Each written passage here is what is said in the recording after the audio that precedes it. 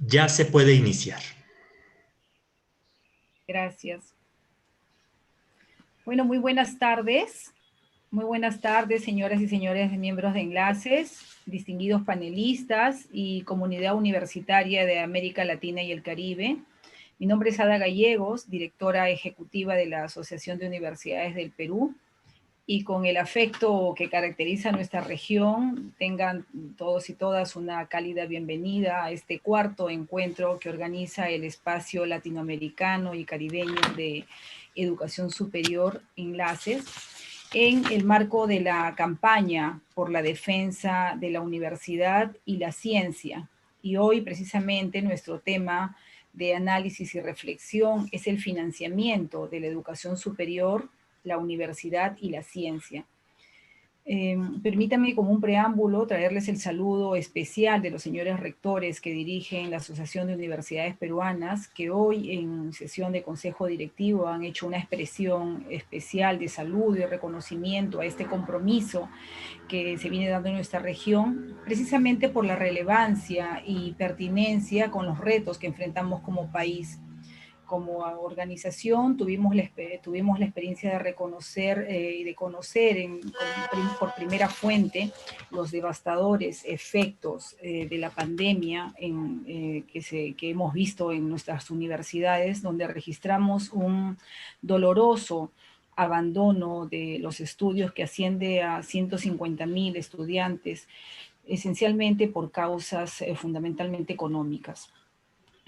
Ante todo ello, no podemos ser indiferentes y haciendo un profundo análisis de la realidad socioeconómica de nuestros países, no podemos dejar pasar esta oportunidad de contribuir a este nuevo planteamiento de políticas públicas en educación superior, donde se priorice el sentido humano, la formación de nuestros jóvenes y exigir realmente al garante del cumplimiento del derecho a la educación, que es el Estado, asumir este rol con verdadera responsabilidad.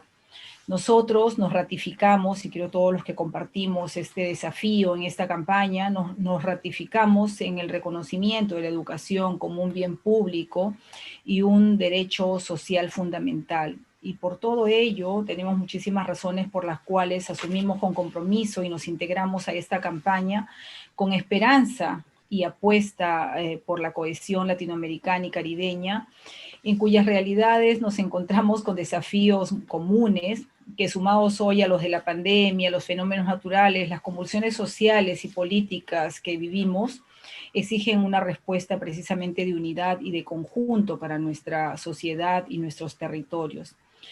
Por ello, sin mayor preámbulo, me permito dar inicio a la presentación, que es un honor para mí acompañar en esta moderación a este distinguido panel por el financiamiento de la educación superior, la universidad y la ciencia. Vamos a iniciar con la presentación del doctor Edgar Parra Chacón, desde Colombia, rector de la Universidad de Cartagena, quien preside desde la segunda conferencia general del Espacio Latinoamericano y Caribeño de Educación Superior.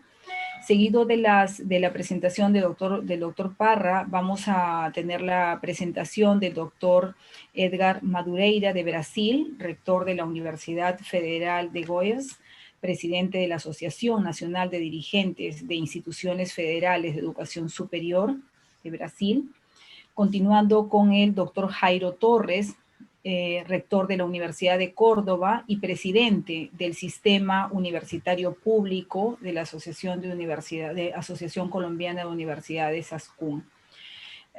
Quiero excusar la ausencia de la doctora Ramona Rodríguez, rectora de la Universidad Nacional Autónoma de Nicaragua y presidenta del Consejo Nacional Universitario de Nicaragua, frente a los hechos que todos reconocemos, producto del huracán. Ella se encuentra acompañando una brigada y ha sido difícil ahora enlazar, y se encuentra en las zonas desde hace algunos días. Entonces, excusando la ausencia de la doctora, continuaríamos con la presencia del doctor Javier Mendoza, de la Universidad Nacional Autónoma de México, que es un especializado académico en estudios de financiamiento de la educación superior, el Instituto de Investigaciones sobre la Universidad y la Educación de la UNAM, en calidad de invitado por ANUIS de México. Y cerramos esta presentación con el doctor Álvaro Rico, de la Universidad de la República del Uruguay y actual presidente del Servicio de Relaciones Internacionales UDELAR del Uruguay. Bueno, y entonces, agradeciendo la presencia de este distinguido panel, vamos a dar la bienvenida al doctor Edgar Parra, que en su calidad de médico, además médico cirujano, ha recibido numerosas distinciones y reconocimientos a su trabajo, y la Presidencia de la República le otorgó la condecoración de mérito a sanitario por la consagración a su trabajo con la Orden al Mérito José Fernández de Madrid, con el grado de caballero en julio del 86, y con esta trayectoria y acompañamiento a los desafíos universitarios, le damos la más cordial bienvenida, doctor Parra. Adelante. Muchas gracias, doctora Ada. Muy buenas tardes. En calidad de presidente de la segunda Conferencia General del Espacio Latinoamericano y Caribeño de Educación Superior, Enlaces, es muy grato, en nombre de la comunidad académica que represento, darles la bienvenida a todos y a todas a este importante escenario de reflexión sobre la actualidad de la educación superior en América Latina y el Caribe en torno a la campaña continental en defensa de la universidad y la ciencia.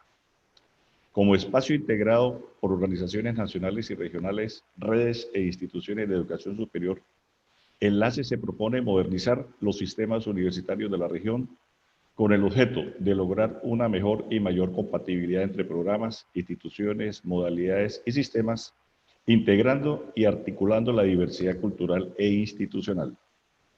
En la tercera Conferencia Regional de Educación Superior para América Latina y el Caribe, CREES 2018, reafirmamos el papel estratégico de la educación superior en el desarrollo sostenible de América Latina y el Caribe, resaltando como indispensables que los sistemas de gobernanza y de economía y los procesos de diseño e implementación de políticas públicas e institucionales de la educación superior se ajusten a estos propósitos y verdaderamente se conciba la educación superior como un bien público y social, un derecho humano y un deber del Estado. Así quedó plasmado en la Declaración de Córdoba en junio del 2018. La pandemia de la COVID-19 impuso una serie de desafíos a la sociedad en general y a las instituciones de educación superior. La gestión universitaria ha requerido de valentía, flexibilidad, capacidad de innovación y liderazgo para poder sobrellevar esta inédita situación. La pospandemia también impondrá nuevos escenarios y desafíos, y las universidades requerirán de liderazgos que les permitan salir fortalecidas de este fenómeno individualmente y como parte del ecosistema. Sin duda, uno de los aspectos relevantes que se presentarán en las universidades en esta pospandemia son los procesos académicos, organizativos y de gestión institucional. Nos encontramos frente a una situación compleja en la que se hace necesario identificar cuál es la nueva realidad, influenciada por la economía, la adaptabilidad rápida a las circunstancias donde el acceso y la tecnología han sido y serán los actores principales, generando un nuevo escenario, cambiando o adaptando la presencialidad. Los aspectos señalados han generado tensiones en casi todas las instituciones de educación superior, no solo de índole económica. Se vislumbra la reducción de recursos financieros y la necesidad de mayor inversión en los aspectos tecnológicos para la adaptación del nuevo modelo, pasando rápidamente de lo tradicional a la innovación. Es decir, nos encontramos frente a un nuevo panorama dentro de las universidades. En este orden de ideas, el contexto de la emergencia sanitaria que atraviesa el mundo, y en especial a América Latina y el Caribe, acentúan la importancia de insistir en la consolidación desde la integración de países, redes, estamentos y asociaciones de rectores en esta concepción de la educación superior. Durante el año 2019, articulamos esfuerzos para la realización de la segunda Conferencia General Enlaces, prevista a realizarse en mayo del 2020. Aunque la propagación de la pandemia declarada por la COVID-19 ocasionó el aplazamiento de nuestro encuentro regional, que esperamos realizar en el año 2021, las demandas de adaptación y promoción de condiciones para la educación superior nos han permitido reconfigurar el trabajo que Enlaces viene desarrollando para América Latina y el Caribe. Con el fin de fortalecer los debates sobre la importancia del pensamiento científico y las universidades en la construcción de sociedades desarrolladas y democráticas, organizamos desde enlaces y con la acción integrada de la comunidad académica, las organizaciones sindicales, la sociedad civil y las instituciones de investigación y gobierno, la campaña continental en defensa de la universidad y la ciencia. En esta campaña se ha reflexionado sobre el trabajo de CET en las universidades, la responsabilidad de las universidades en la reconstrucción postpandémica y los desafíos que enfrenta la educación superior. En esta oportunidad, Enlaces nos convoca a conversar sobre financiamiento de la educación superior, la universidad y la ciencia de la mano de rectores y académicos de América Latina y el Caribe. De esta forma, continuamos fortaleciendo la agenda de lo que será nuestra segunda conferencia general de Enlaces. En el ámbito universitario, tenemos que insistir desde lo más profundo de nuestro quehacer como académicos en ayudar a que el mundo recobre un rumbo sostenible y deje de ir en contravía de un mañana seguro, logrando que se encamine de manera civilizada hacia la construcción de una sociedad más justa y equitativa. Muchas gracias a todos por acompañarnos en este espacio de reflexión virtual. Muchas gracias. Muchas gracias, doctor Edgar Parra. Gracias por estas reflexiones y este desafío que nos acompaña a la región para abrir esta gran tarea con respecto al desarrollo universitario. Bueno, y a continuación, permítanme presentarles al doctor Eduard Madureira, del Brasil. El doctor permítanme un segundo, sí, discúlpenme. Permítame presentarle al doctor Edgar Madureira, que desde el Brasil nos acompaña en todo este trabajo desde su doctorado en genética y mejoramiento vegetal. Fue elegido miembro del Directorio Nacional de la Asociación Nacional de Directores de Instituciones Federales de Educación Superior, ANDIFES. Ha asumido la presidencia de ANDIFES y ha recibido, entre diversos reconocimientos, la medalla de honor del Instituto Politécnico de Braganca, de la individualidad nacional e internacional del Instituto Politécnico respectivo. Así es que con los aportes a la ciencia y el desarrollo de la universidad, darle la más cálida bienvenida al doctor Madureira. Adelante, doctor. Obrigado, Ada.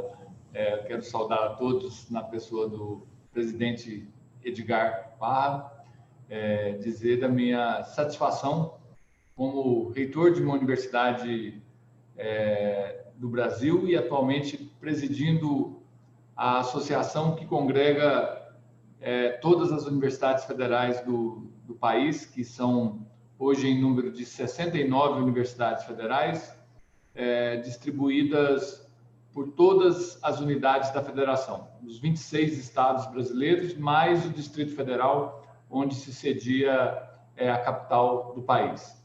Bom, então a ANDIFES é essa associação e que as universidades, queria antes de entrar na minha apresentação propriamente dita, chamar a atenção para dois pontos muito importantes em relação aos papéis que as universidades brasileiras desempenham hoje no país, né? No enfrentamento da pandemia, e o Brasil foi um dos países onde a pandemia chegou com mais violência e causando um grande número de mortes. Já temos mais de 170 mil mortos e uma quantidade de pessoas contaminadas que nos coloca entre os países com maior número de pessoas afetadas.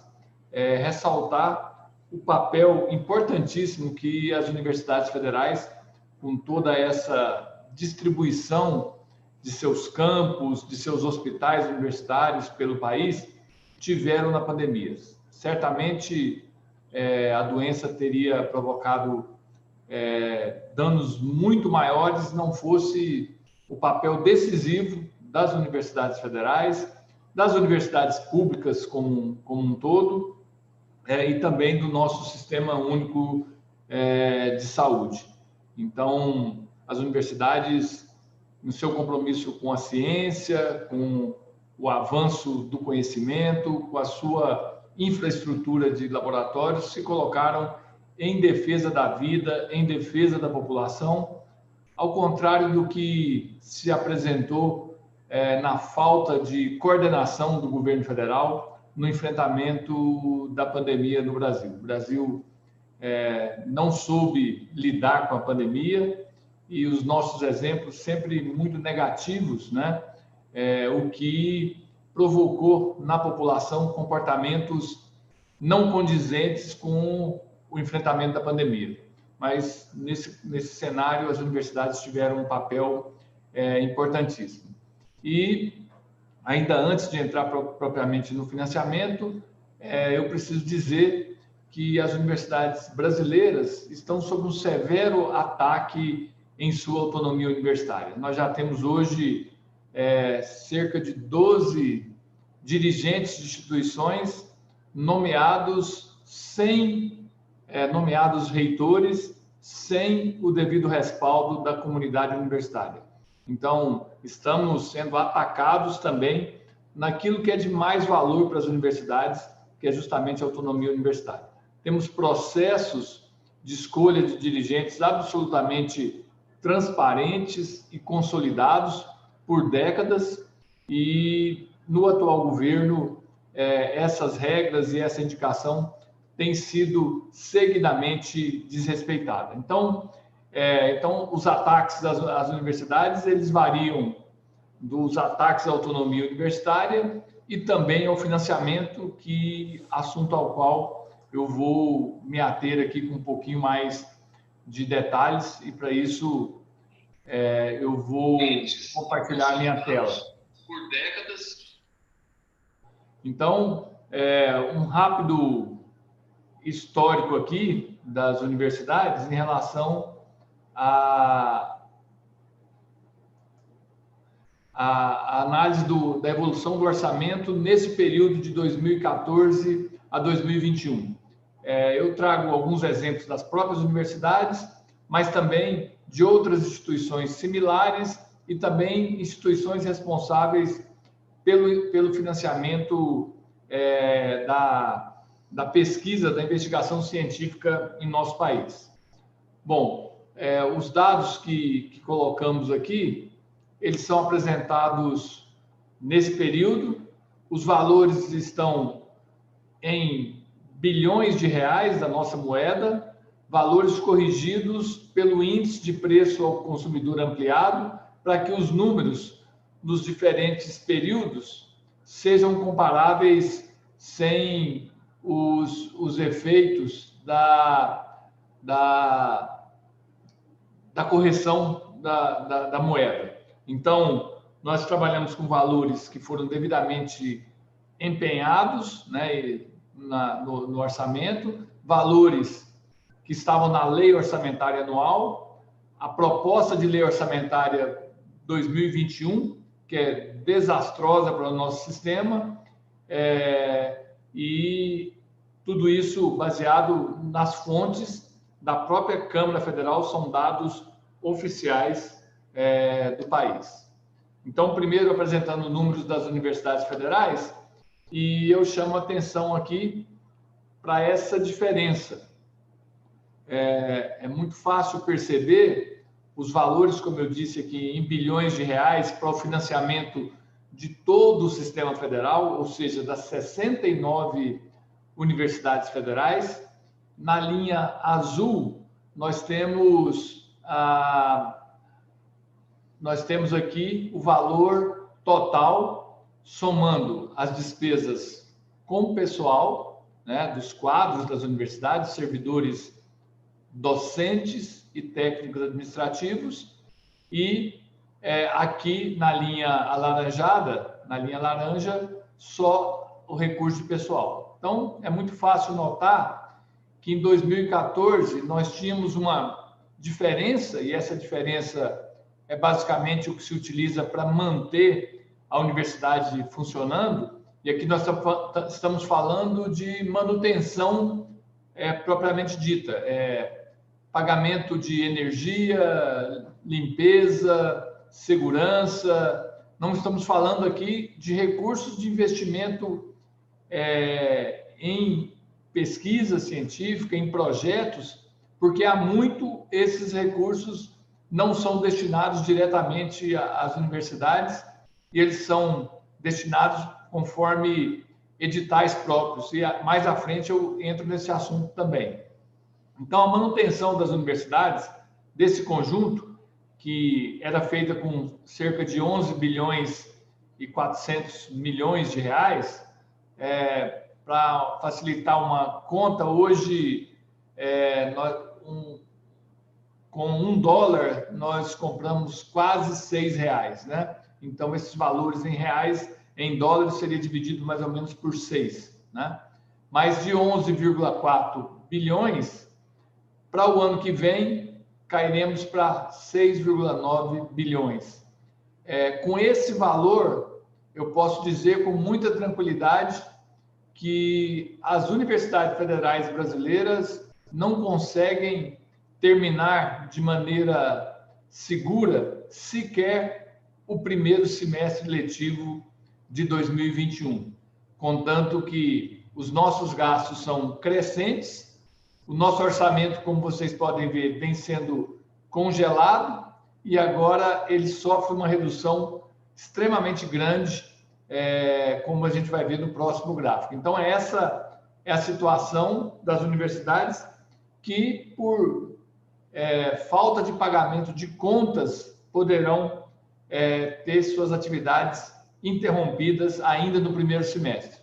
E aqui é o gráfico mostrando o decréscimo daquela diferença. Então, aquele recurso para manutenção das universidades, ele vem numa tendência decrescente desde 2014, acentuando muito fortemente a partir de 2016, quando a presidenta Dilma é destituída do cargo de presidente da República, e a trajetória de descendência culmina agora na Lei Orçamentária Anual de 2021, com 6,9 bilhões. Então, isso é o recurso que as universidades utilizam para pagar. E aqui alguns exemplos: água, luz, internet, vigilância, limpeza, material de consumo, reformas, assistência estudantil, construções e equipamentos. Um destaque aqui, assistência estudantil, o perfil socioeconômico do estudante das universidades federais, nós temos 75% de estudantes de baixa renda, 25% de baixíssima renda e 50% de renda baixa, né? Apenas 25% de renda média ou mais. Com a redução de assistência estudantil, provavelmente teremos um abandono muito grande da universidade, de estudantes universitários, em função dos estudantes não conseguirem se manter sem ter recursos para moradia, alimentação e assim por diante. Os institutos federais, que são instituições congêneres, mas no ensino tecnológico, a situação não é diferente. Eu vou passar mais rápido porque o raciocínio é exatamente o mesmo que fiz na etapa anterior. A diferença que existia para manutenção cai de 4,5 bilhões para 2,5, e aqui são 38 os institutos federais, ao contrário das universidades, que são 69. Esse é o decréscimo dos recursos que nós chamamos de discricionários, ou seja, de manutenção dos institutos federais. Aqui, a principal agência de formação, de fomento ao ensino de pós-graduação, e aí o orçamento da CAPES. Esse orçamento, basicamente, ele envolve pagamento de bolsas de mestrado e de doutorado. Já tivemos perto de 10 bilhões de reais para esse fim, e para na lei orçamentária do ano que vem, isso cai para 3 bilhões. Aqui, o impacto também na não formação de mestres e doutores será um impacto gigantesco, porque esses alunos de pós-graduação dependem dessas bolsas. Além do que, programas especiais de internacionalização de nossas universidades serão descontinuados, estão sendo descontinuados com esse orçamento decrescente. Aqui, para não dizer que falamos só da educação superior, esse é o Fundo Nacional para o Desenvolvimento da Educação, que é um recurso complementar para a educação básica, para os diferentes estados. Esse recurso sai de 42 bilhões em 2014 e chega a 29 bilhões para 2021. Aqui uma outra agência muito importante que financia pesquisa diretamente, financia o pesquisador com editais diversos, e aí está o ritmo de queda de quase 3 bilhões para pouco mais de 1 bilhão na lei orçamentária do ano que vem. E aqui o Fundo Nacional para o Desenvolvimento Científico e Tecnológico, que vem nesse decréscimo completamente reduzido desde 2016 e mantendo essa estagnação.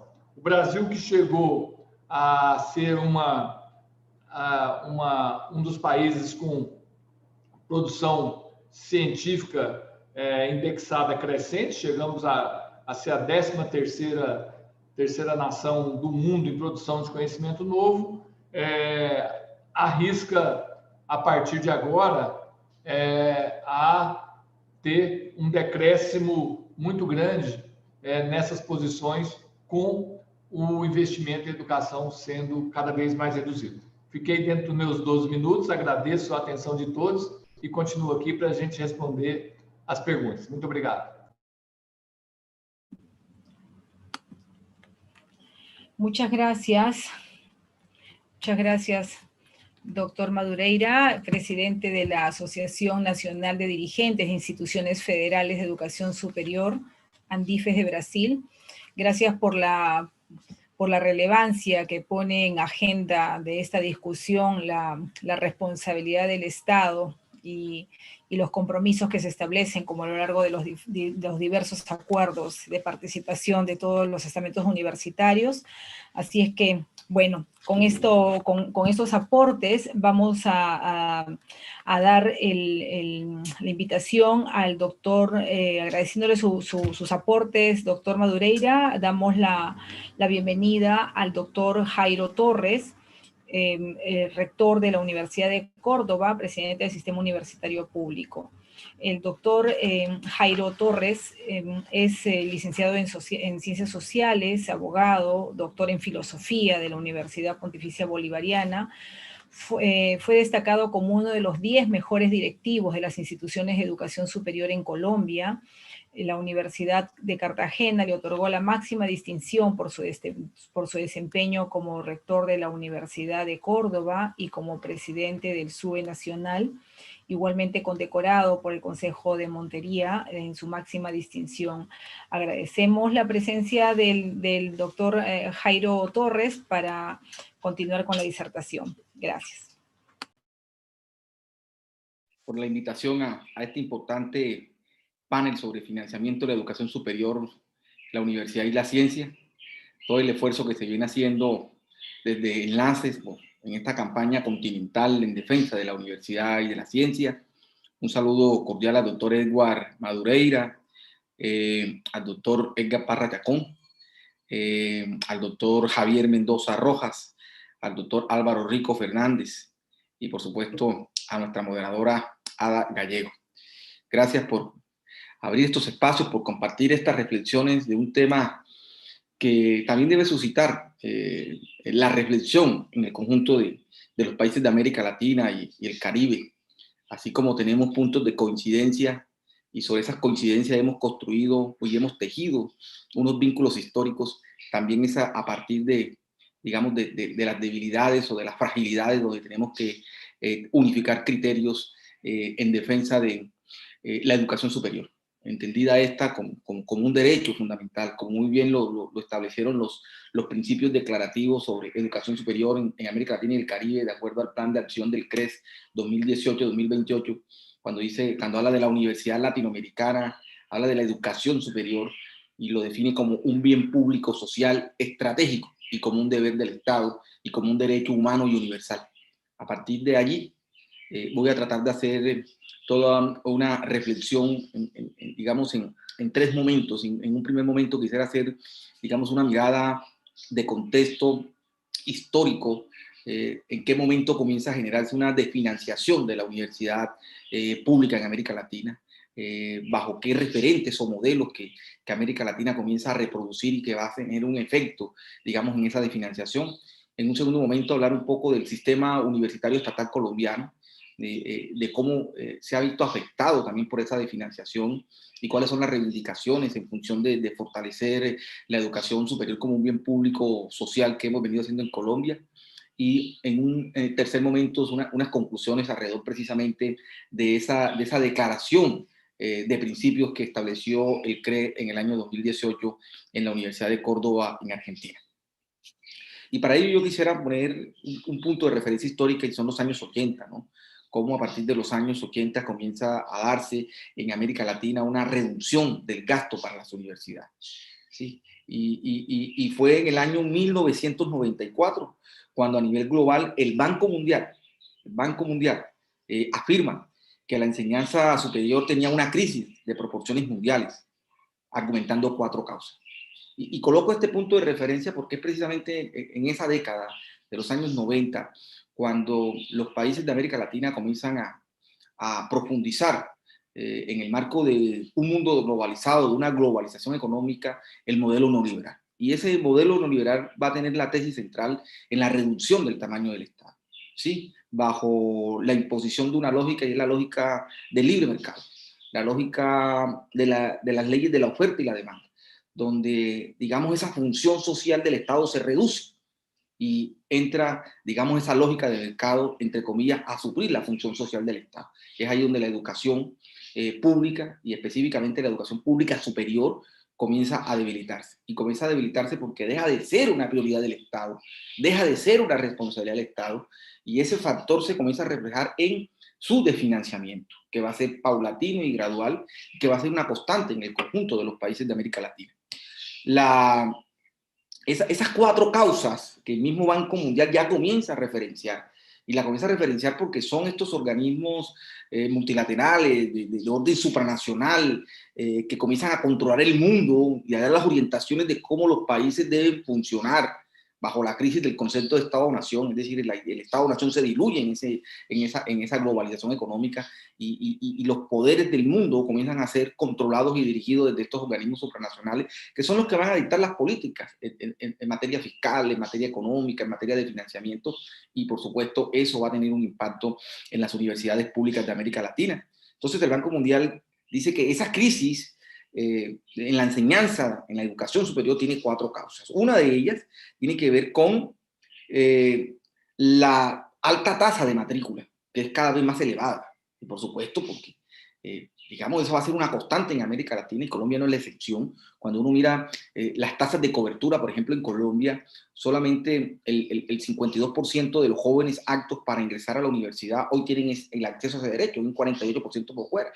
Es decir, Colombia está en desventaja con el resto de los países vecinos nuestros en cuanto a tasa de cobertura, y eso se va a ver profundizado ahora con la pandemia, que la pandemia va a tener un impacto precisamente en ese factor, en ese indicador de acceso a la educación superior, sobre todo de los sectores más desfavorecidos. Es decir, esto va a profundizar la inequidad.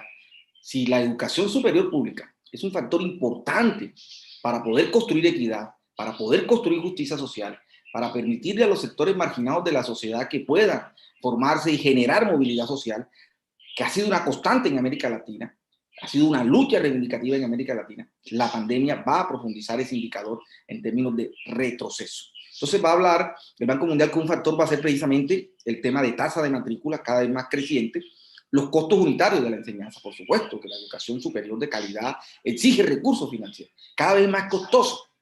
Y digamos, esos costos requieren financiamiento del Estado, que si no se garantiza, pues no hablamos de una educación de calidad, no hablamos de una enseñanza superior de calidad.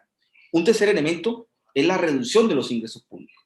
Sí, en el marco de ese contexto de financiamiento, creado bajo la lógica y bajo la idea de que el Estado no debe tener ninguna responsabilidad social, que las responsabilidades sociales deben ser asumidas por la libre fuerza del mercado. Entonces, por supuesto que eso va a tener un impacto en la reducción de esos ingresos en materia de educación superior y la reducción de los ingresos públicos. Era necesario ponderar con otras necesidades públicas. Comienza a ponderarse, ¿y qué es más importante? Si tener grandes ejércitos o tener educación superior pública. ¿sí? Entonces, esa ponderación en los estados genera un desequilibrio y un desbalance en el sentido de que la educación superior se hace paupérrima en cuanto a sus ingresos cada vez son disminuidos porque el Estado, en su enfoque y en su concepción, en el marco de estas transformaciones, va a tener otras prioridades y va a tener otras preocupaciones que va a atenderse desde el punto de vista de la hacienda pública, es decir, desde el punto de vista fiscal, a lo cual se le va a generar ingresos, y eso es una constante, digamos, en los países de América Latina. Entonces, aquí se va a generar unos efectos en términos digamos, de cómo el Estado se flexibiliza, ¿sí? Y cómo el Estado evade una responsabilidad primordial y esencial, ¿sí? Se genera un desarrollo de la iniciativa privada en el campo de la educación superior. Digamos, ahí comienza a construirse, digamos, en el conjunto de América Latina un sistema mixto. Colombia tiene un sistema mixto porque hay universidades públicas y hay universidades privadas. Es decir, el Estado en esa nueva lógica, en esa nueva visión, donde no es prioritario la educación superior pública, que es una responsabilidad del Estado, entendida la educación superior pública, como ya señalé, un bien público social que permita garantizar la equidad, que permita garantizar la inclusión, que permita garantizar la justicia social, pues entran los particulares también a ese juego, y entran los particulares, en este caso la iniciativa privada, a suplir la función social del Estado.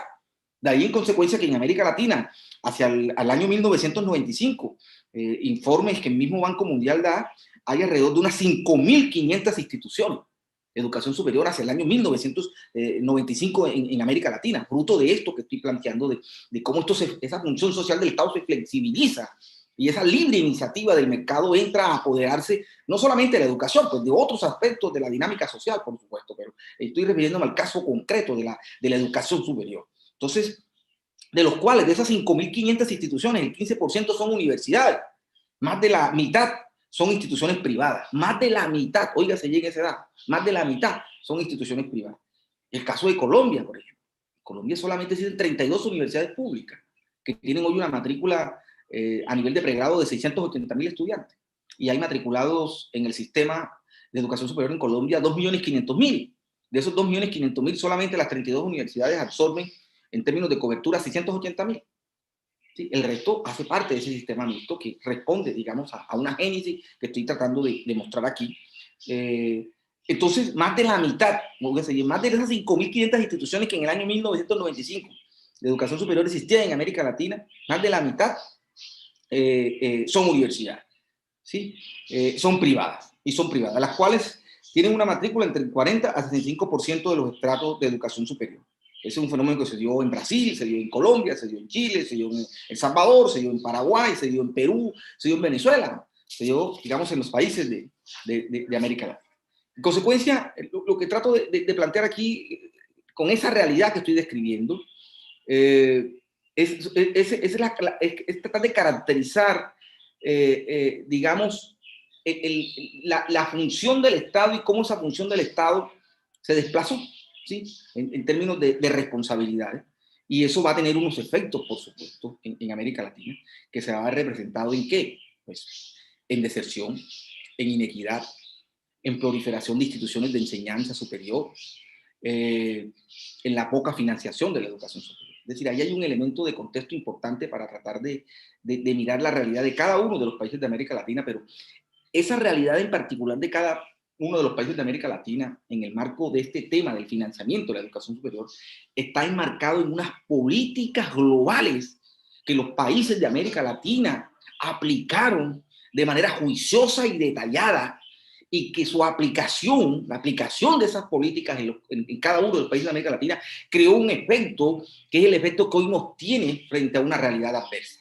Y esa realidad adversa es que la educación superior pública no es un bien público social, de que la educación superior pública debe ser un factor de construcción de equidad y justicia social y no lo está haciendo. Y eso tiene unos efectos en cuanto a unas tasas de deserción de los que logran entrar al sistema, pero también de los que no logran entrar al sistema. Y ahí es donde el Estado, digamos, tiene que repensarse en función de cómo esto vuelve a su cauce y cómo la función social del Estado en materia de educación es central para garantizar estos derechos de acceso a la educación superior. Y por supuesto, esto va de la mano con una serie de reformas que comienzan a implementarse en materia de educación, entendida ya la educación como un servicio y no como un derecho. Pues si es un servicio, hay una flexibilidad jurídica, la norma lo permite, y en consecuencia ya la educación no se ve como un derecho fundamental que debe garantizar el Estado, sino que la educación se ve como un servicio que puede ser prestado, ¿sí?, por personas jurídicas o personas naturales. En consecuencia, eso tiene un impacto, digamos, en América Latina en cuanto a la educación superior. Entonces, ese es el contexto que se va a desarrollar en América Latina en el año 1990. Y eso generó toda una legislación, eso tiene el efecto de la financiación, y ahí viene el contexto, por supuesto, de Colombia, ¿sí?, que es el caso en concreto que voy a referirme en esta segunda parte. Entonces, en Colombia, como señalé, existen 32 universidades públicas que hacen parte del sistema universitario estatal colombiano SUE, ¿sí? Y estas 32 universidades públicas, desde el año 1990 para acá, pueden mostrar la tesis que acabo de plantear en el contexto. Porque en el año 1990, en Colombia, recuerden ustedes que en el 91, la nueva constitución, en el año 92 se crea la ley 30 del 92, que va a ser la ley que rige la educación superior, y esa ley 30 del 92 va a tratar de responder a la autonomía universitaria, a cómo la educación superior, digamos, responde a los grandes retos y desafíos del país, etcétera, etcétera, pero en materia de financiación, la ley 30 del 92 tuvo una imperfección intencional o no intencional.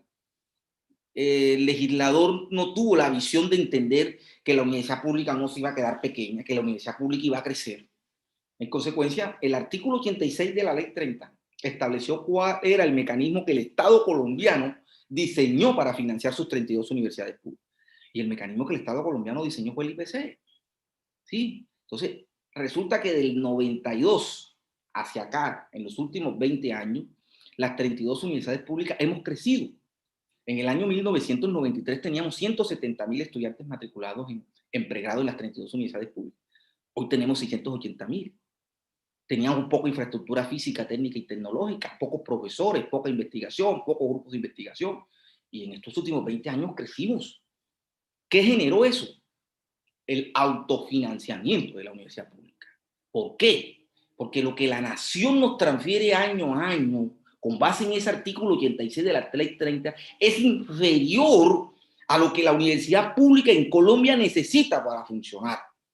Y nosotros desde el sistema universitario estatal SUE demostramos que nosotros hemos crecido 4 y 5 puntos por encima de lo que la nación año a año nos transfiere. Eso equivale a valor presente a 3.5 billones de pesos que hemos dejado de recibir en cuanto a funcionamiento de las 32 universidades públicas. En cambio, ¿cómo suplimos eso que el Estado dejó de transferir? Pues con ingresos propios. De ahí entonces que la universidad tenga que vender servicios para poder conseguir recursos que le permita ser sostenible. Hoy, el 48% del presupuesto con que funcionan las 32 universidades públicas de Colombia son ingresos propios. El 48%, que está representado en el valor de la matrícula de pregrado, matrículas de posgrado, centros, institutos, seminarios, cursos, interventorías, consultorías, todo el servicio que la universidad vende, a partir de su capacidad científica instalada, lo tiene que convertir en dinero. Es decir, una especie de mercantilismo. Entra a la universidad, eso que debe ser el bien público social, para construir equidad y justicia social, entra a hacer juego a las leyes del mercado, a vender servicios, cuando eso debe ser un derecho garantizado por el Estado. Ahí nos han llevado a nosotros. Entonces, por supuesto, la universidad pública en Colombia ha hecho esfuerzos importantes para poder responderle al país, para poder responder a los territorios, para poder construir tejido social. Y lo hemos hecho con un esfuerzo impresionante. Igual en materia de infraestructura física, técnica y tecnológica. Si el Estado quisiera hoy ponerse al día en cuanto a la infraestructura física, técnica y tecnológica, eso cuesta 15 billones de pesos. Porque eso hace parte también de lo que nos han dejado de transferir en los últimos 20 años. Pero a pesar de eso, hemos hecho esfuerzos por tratar de mantener nuestros campus al día para poder funcionar a nuestras realidades. Igualmente el esfuerzo que hemos hecho en materia de cobertura. Hemos contribuido inmensamente a la cobertura, sobre todo en Colombia, que es un país de regiones. Y en las regiones nuestras apartadas, marginadas, olvidadas, donde la ausencia de Estado es un factor latente, allí la universidad pública cumple una función social tratando de garantizar el acceso a la educación superior de quienes hoy no tienen acceso. Es uno de los grandes dramas sociales que hay en Colombia. Alrededor del 50% de los jóvenes hoy en Colombia no tienen la posibilidad de acceder a la educación superior. Eso es una tragedia social en un país que en sus regiones la existencia de paraestados y de factores de violencia captan toda esta fuerza juvenil que hoy no tiene la oportunidad de construir un proyecto de vida y sobre todo generar la movilidad social, que es un factor importante en la educación. Así que las universidades en Colombia hemos venido cumpliendo un rol importante, hemos crecido, puedo mencionarles, por ejemplo, datos de esta naturaleza. En el 2004, por ejemplo, nosotros teníamos en Colombia 1.078 programas de pregrado. A 2017 tenemos 1.455 programas de pregrado. Posgrados, en el año 2004 teníamos 852 programas de posgrado. Hoy, 2017, tenemos 1.670 programas de posgrado, de los cuales 670 son especializaciones, 795 son maestrías y tenemos 205 doctorados entre las 32 universidades públicas. ¿Y qué decir de la planta docente? En el año 2004 teníamos solamente 10.000 profesores de planta. Hoy tenemos 12.587 profesores de planta. El 12% de esos 12.500 son doctores, formados con esfuerzo institucional. Y qué decir, por ejemplo, lo que hemos hecho en materia de investigación, donde realmente, por ejemplo, en el 2004 solamente teníamos 1.287 grupos de investigación. Hoy tenemos 2.620 grupos de investigación en cada una de las categorías que establecen licencia para eso. El tema de la acreditación, cada vez nos exigen más a la universidad pública, de acuerdo a los estándares de calidad nacional e internacional. Por ejemplo, hoy tenemos 18 de las 32 universidades públicas están acreditadas de alta calidad. ¿Qué decir de la acreditación de programas? ¿Qué decir del crecimiento de la infraestructura física, técnica y tecnológica? Y todo eso lo hemos hecho a través de la autofinanciación en gran medida. Por eso en Colombia, en el año 2018 se dio un gran paro nacional. Y el paro nacional fue visibilizar esto que estoy tratando de plantear aquí. Y ese paro generó un acuerdo con el actual gobierno, y dentro de esos acuerdos con el actual gobierno, nuevos recursos que impacten precisamente funcionamiento, inversión, infraestructura, pero sobre todo la reforma del artículo 86, reforma que ya el sistema universitario estatal construyó, reforma que hoy goza del aval de todos los estamentos de la comunidad universitaria, llámese profesores, trabajadores, plataformas estudiantiles, movimientos, etcétera, y esperamos que en la próxima legislatura en Colombia podamos comenzar a hacer el trámite de la reforma del artículo 86. ¿Para qué esa reforma? Para que las transferencias de la nación a las universidades correspondan a su crecimiento año a año y no por debajo de su crecimiento. Eso va a ser un factor muy, muy importante. Sumado a eso, por supuesto, el tema de autonomía, de autodeterminación, que son, digamos, principios sagrados en el desarrollo de las universidades. Y en ese sentido quisiera concluir un poco este planteamiento que he hecho, digamos, con un contexto, digamos, de América Latina, de dónde nace esta financiación. Eso sumado también al tema de ciencia. Por supuesto, ustedes saben muy bien, en el caso de Colombia, solamente el 0.5% del Producto Interno Bruto se destina para investigación científica. El estudio que hizo la Comisión Internacional de Desarrollo en Colombia, que entregó el año pasado, señala que tenemos que tener una inversión de 3.5 del Producto Interno Bruto si Colombia quiere ser un país viable, digamos, en materia de desarrollo científico en Colombia.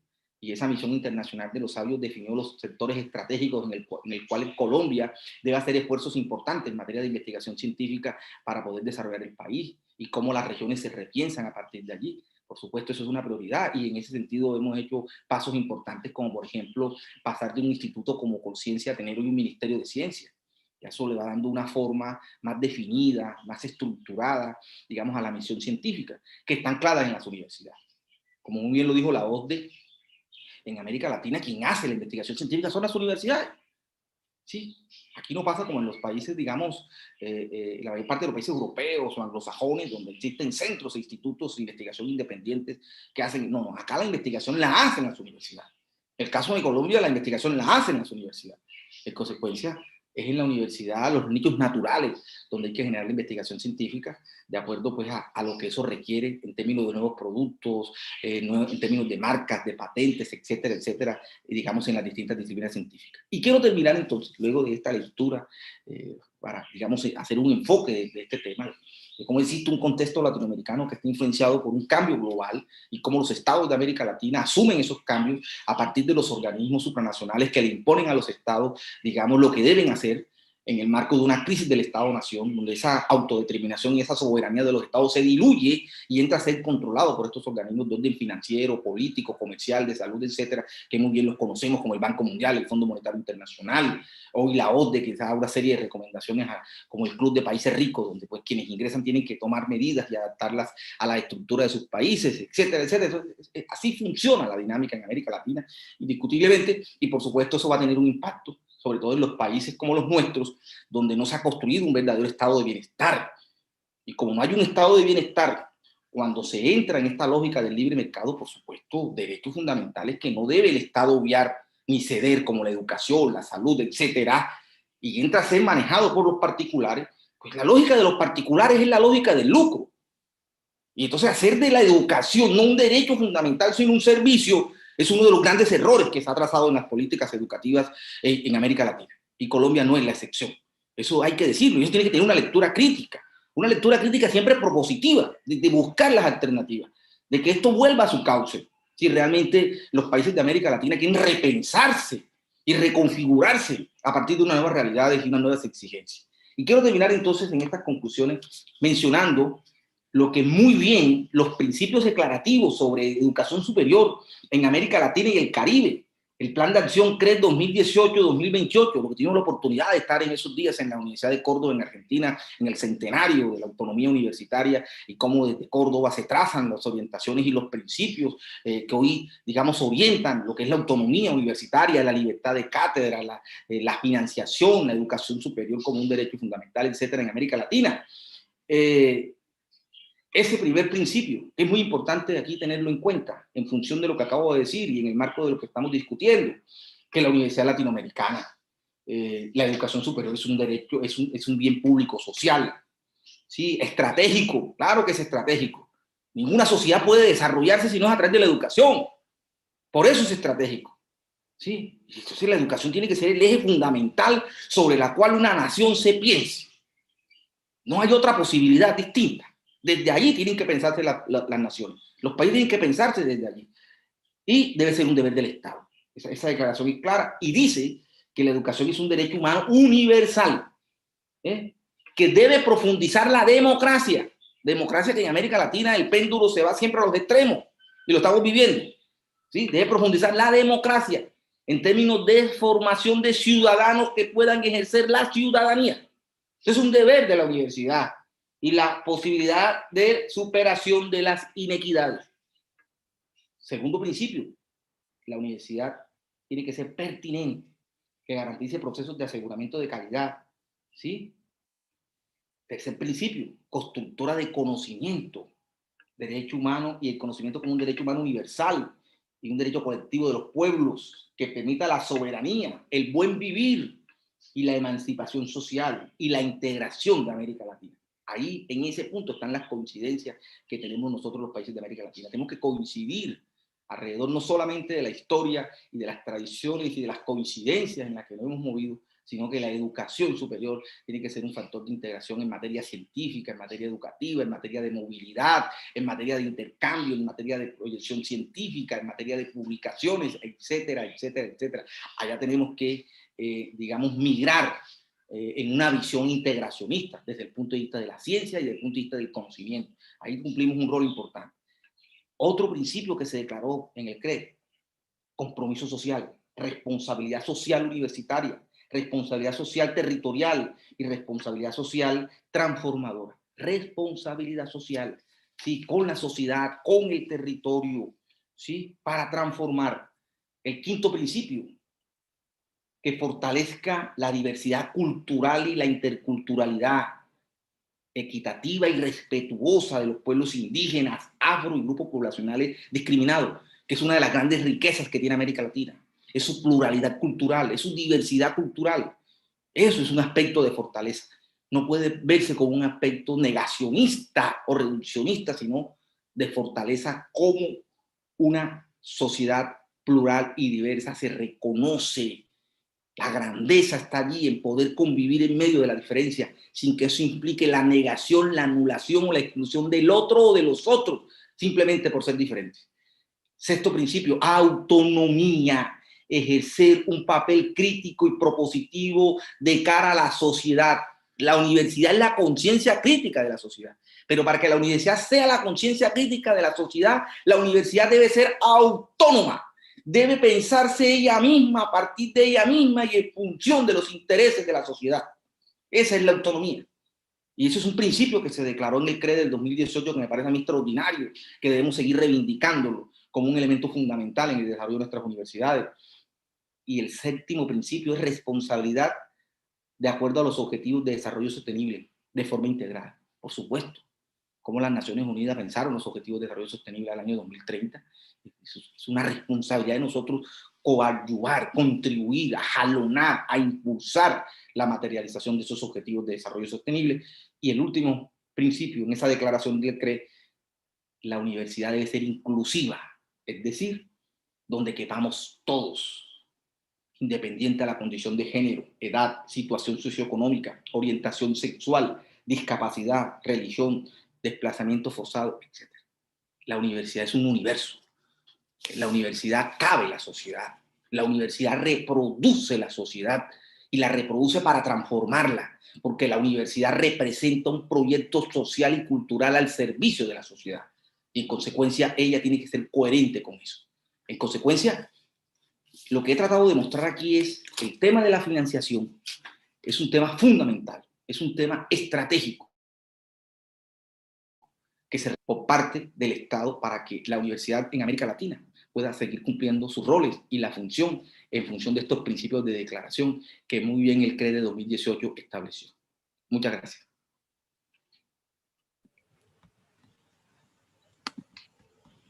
Doctor Jairo Torres, muchas gracias. Gracias por esta radiografía desde que nos comenta desde Colombia, pero es una radiografía de toda nuestra región, tal cual, con estas proporciones, lo que vivimos producto de todas estas políticas, digamos, globales que estamos todos enfrentando y el desafío de la educación universitaria, de pasar de un bien público a un servicio transable, que es el motivo de discusión y es fundamental. Bueno, hay muchísimos elementos que nos deja realmente de tareas y de aportes para las políticas públicas en nuestra región y que realmente podamos hacerlas realidad. Estamos frente a un peligro que lo estamos viviendo y lo estamos constatando día a día.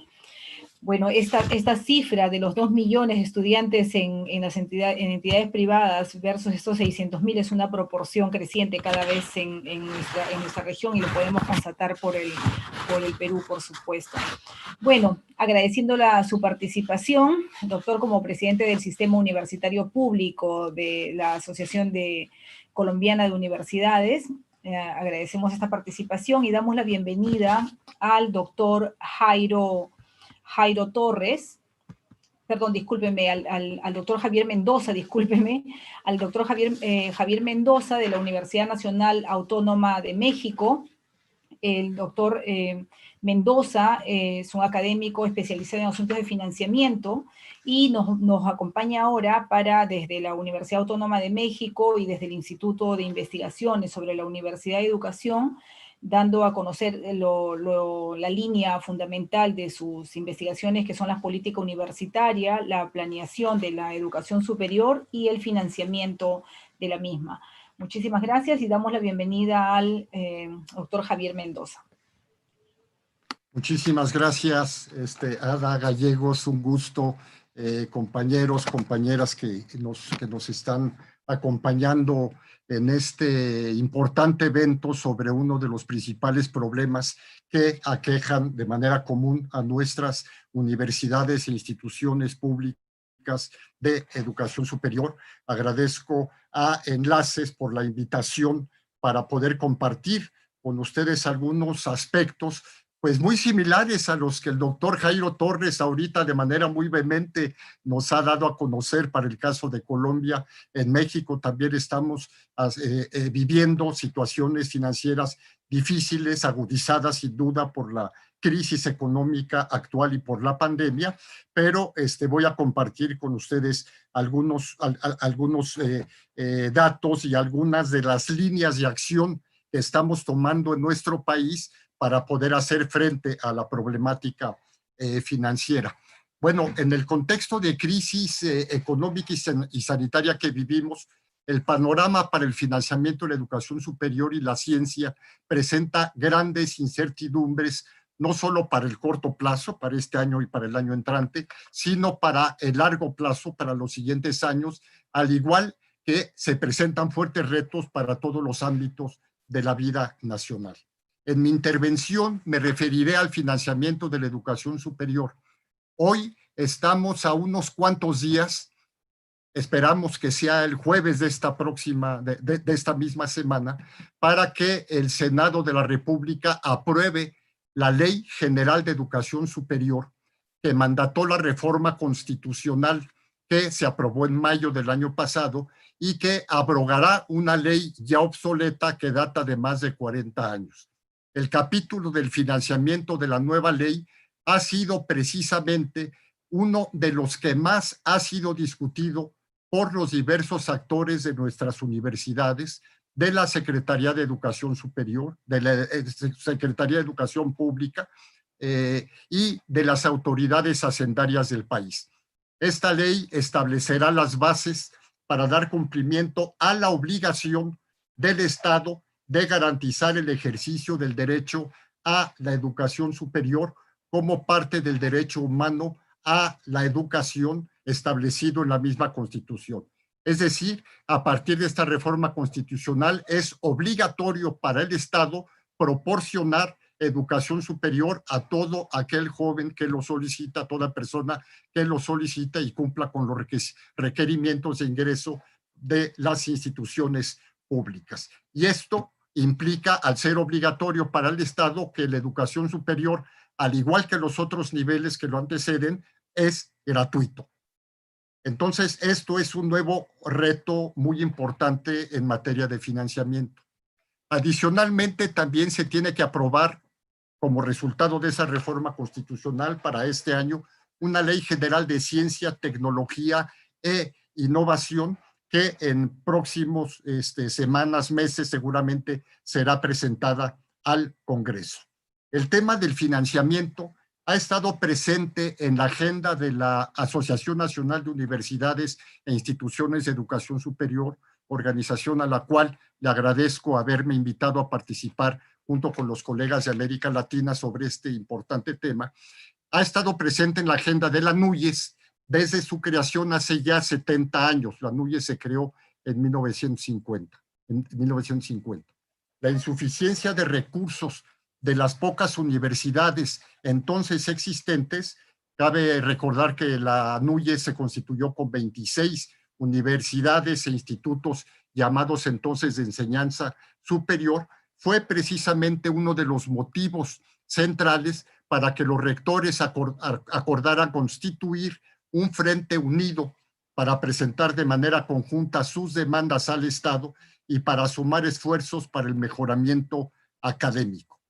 En México, al igual que en América Latina, las políticas públicas en materia de financiamiento de la educación superior, particularmente a partir de los años 80, 90, tal como lo señaló el ponente anterior, estas políticas han adolecido de una gran inconsistencia, han carecido de una visión de Estado.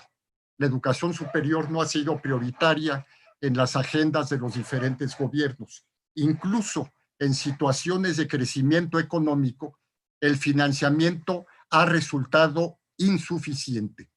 Muchos de los establecimientos educativos han vivido a lo largo de su historia en condiciones de gran precariedad. El sistema de educación superior en México, bueno, a mí me llamó mucho la atención cuando describen la situación en Colombia, pues aquí tenemos un sistema mucho más complejo y más grande. O sea, tenemos 5 millones de estudiantes y tenemos un sistema organizado en 3 subsistemas: universitario, tecnológico y de educación normal e instituciones de formación docente. Tan solo en el segmento público hay instituciones con muy diversa personalidad jurídica. Hay universidades federales y estatales, la mayoría de ellas autónomas. Hay organismos públicos descentralizados y desconcentrados de los dos niveles de gobierno, federal y estatal. Hay instituciones que dependen directamente de los ejecutivos. La diversificación del sistema hoy día nos presenta, por tanto, un conjunto de grupos y subsistemas muy complejos, pero también muy desarticulados, como son las universidades federales y estatales, universidades tecnológicas, universidades politécnicas, universidades interculturales, institutos tecnológicos federales y estatales agrupados en el Tecnológico Nacional de México, escuelas normales, unidades de la Universidad Pedagógica Nacional, que tienen presencia en todo el país, centros de actualización del magisterio y otro amplio conjunto de instituciones públicas de muy diversa naturaleza. Actualmente, si vemos la siguiente diapositiva, por favor, hay cerca de 1 millar de instituciones públicas. En Colombia son 32. Bueno, en México tenemos 998 instituciones públicas de educación superior que, a diferencia también de Colombia, atienden a las 2/3 partes de la matrícula de educación superior. Por su parte, las instituciones particulares o privadas que ascienden a más de 2.500 o más si se contabilizan todos los campus que tienen regados en diferentes estados, atienden a la 1/3 parte de los estudiantes en establecimientos educativos de una gran heterogeneidad, de manera similar a como existe en otros países de América Latina. Hay universidades consolidadas particulares con alto prestigio y reconocimiento académico, junto con un gran número de instituciones profesionalizantes que forman parte del segmento de absorción de la demanda, fenómeno que compartimos en toda nuestra región latinoamericana. Este sector, el de educación superior particular, se ha expandido notoriamente ante la regulación laxa por parte del Estado desde los años 80 del siglo pasado y la creciente mercantilización de los servicios educativos, como ya ha sido aquí apuntado. La siguiente, por favor. La principal causa de los problemas financieros de las universidades públicas en nuestro país es la diferencia que ha existido entre la dinámica de su crecimiento y la evolución del presupuesto público. Esto puede ser una calca de la presentación anterior del caso colombiano. En lo que va del milenio, la tasa bruta de cobertura en educación superior pasó del 21.5% a cerca del 42%, no obstante lo cual nos situamos 10 puntos por debajo del promedio de América Latina. En este crecimiento, las instituciones públicas tuvieron una contribución mayor a la que se había dado en la década de los años 90 del siglo pasado, en la cual fue la educación privada la que tuvo mayor expansión. Mientras que en 1990 el segmento privado representaba casi el 20% de la matrícula escolarizada, en el año 2000 alcanzó el 32%, porcentaje que se ha mantenido prácticamente hasta el día de hoy. La siguiente, por favor. Del año 2000 al año 2020, el número de estudiantes de educación superior atendidos por las instituciones públicas aumentó en más del 100%, hasta alcanzar más de 3 millones. Una de las causas de las causales de la situación de crisis financiera que viven varias de nuestras universidades es precisamente lo que ya fue apuntado, la disociación que ha existido entre la evolución de la matrícula atendida y el financiamiento público asignado. Este acelerado crecimiento que implicó costos e incremento de costos para la operación ordinaria de las universidades no fue acompañado de una asignación suficiente de recursos públicos provenientes tanto de la federación como de los gobiernos estatales, es decir, los gobiernos locales. En el periodo de 20 años, el financiamiento federal creció solamente en 73%. O sea, la matrícula creció 123% y el financiamiento solamente lo hizo en 73%. Y ese el presupuesto federal. Y ni qué decir del presupuesto de los gobiernos estatales, el cual adoleció de grandes inconsistencias que llevaron a diversas universidades a la insolvencia financiera. A lo largo de 2 décadas, las instituciones de educación superior públicas crearon nuevos espacios educativos, ampliaron su infraestructura física y tecnológica, desconcentraron y expandieron territorialmente sus servicios, sobre todo en municipios de marginación, con una creciente presencia en todos los territorios del país. Contrataron, por lo tanto, a más personal, a más académicos, a más profesores, más investigadores, más trabajadores administrativos, incrementando así el costo de su plantilla de personal, lo cual provocó un debilitamiento financiero muy importante.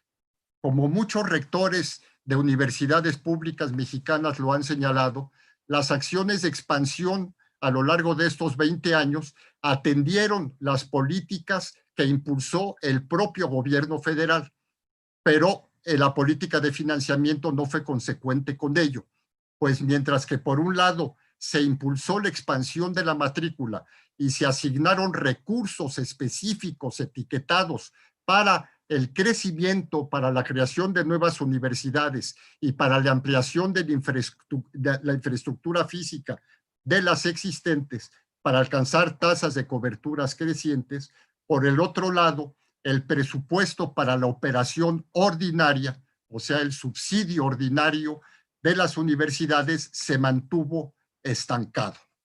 La siguiente, por favor.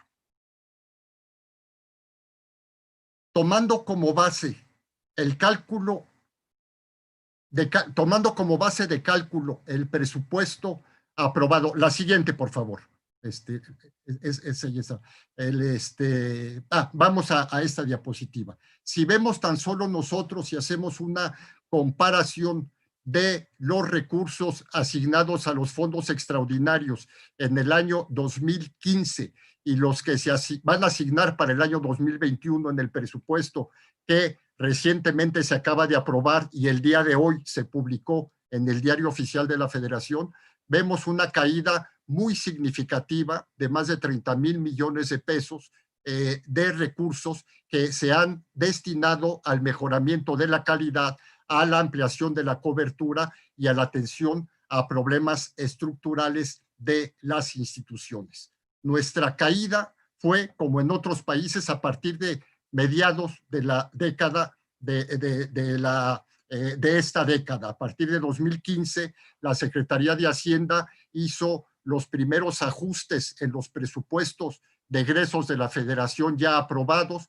Hubo un recorte en 2015 preventivo ante la situación de crisis mundial que se avecinaba. En 2016 hubo nuevos recortes. Los presupuestos de 2017 y 2018 se mantuvieron prácticamente estancados y desde entonces inició el peregrinar de muchas de nuestras universidades para poder cerrar el ejercicio fiscal. La siguiente, por favor.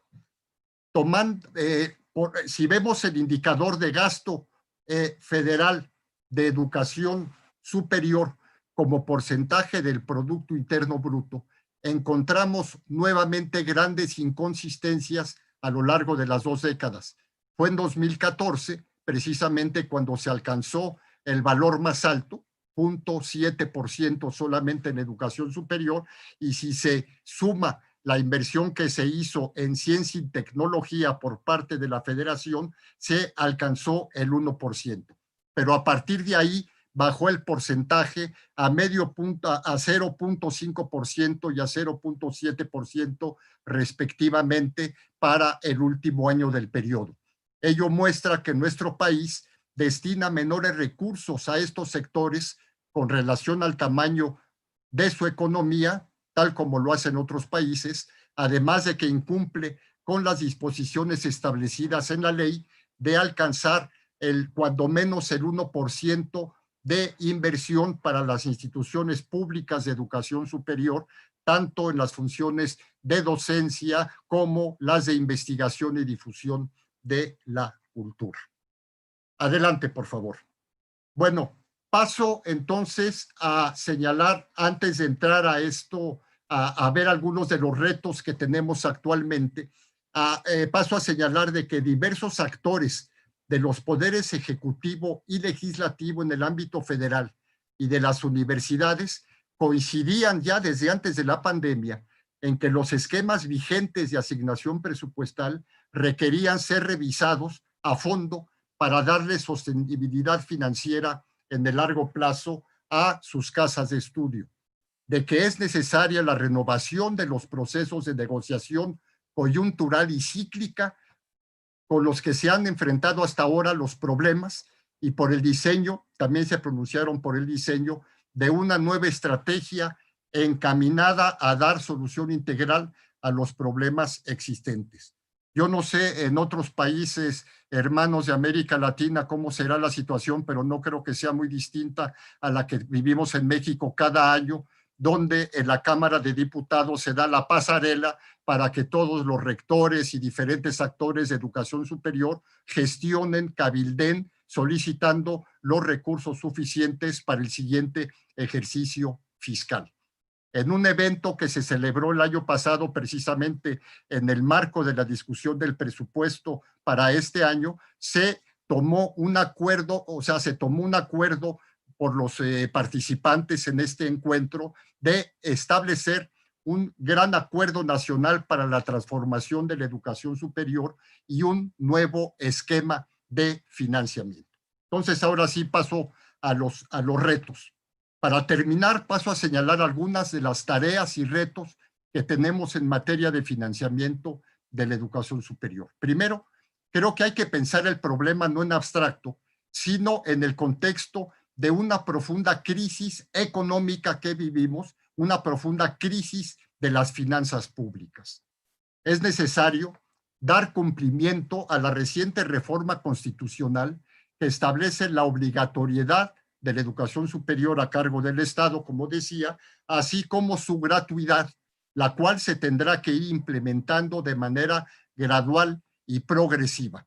El costo de la obligatoriedad y la gratuidad se ha estimado en nuestro país en alrededor de 20,000 millones de pesos, cifra que no es nada despreciable y que desde hace más de un año se ha estado negociando y gestionando en los presupuestos de egresos y hasta la fecha no se han incorporado. Otro reto, la obligatoriedad implica avanzar hacia la universalización de la educación superior.